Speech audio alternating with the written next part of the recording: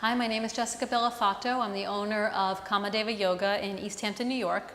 I'm going to do Pincha Mayurasana, a pose called Pincha Mayurasana or forearm stand.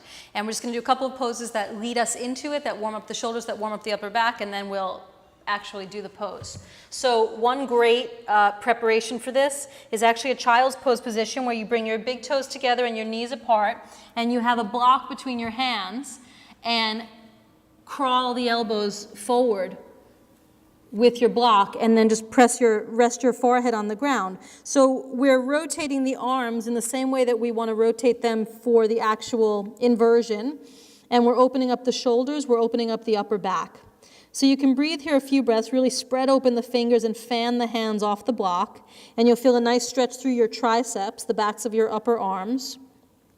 So we'll just stay here for a few breaths. We also have the experience of having the head below the heart, which we have in the inversion as well.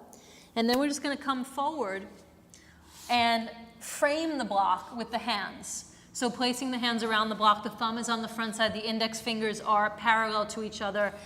When you look at your arms, you want to set up your wrist, your elbow, and your shoulder all in alignment. And then this is basically like a downward facing dog with the forearms on the ground. We just lift the butt into the air, walk the feet in a little bit, press the chest towards the thighs, and breathe. So you're almost there. And then from there, we're going to gaze forward between the arms. And from the Anusara system, we have the term melt the heart. Melt the heart means to soften down so that the arm bones insert into the upper back. From here, we lift one leg, and we can just kind of test it. We can feel it out. Lift the leg and just feel and just breathe. And then we might put that leg down and lift the other leg up and feel and breathe and keep melting down the heart so the arm bones are plugged in, and that actually gives us a lot of stability. And then choose whatever leg you want to come up with.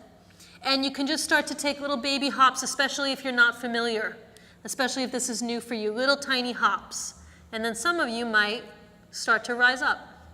Once you rise up, squeeze your legs together, reach up through your feet, keep your gaze, your drishti focused on a point, and then breathe. And one leg down, the other leg down. Always rest back down in child's pose after doing inversions. And then you can roll yourself up, and that's Pincha Mayurasana.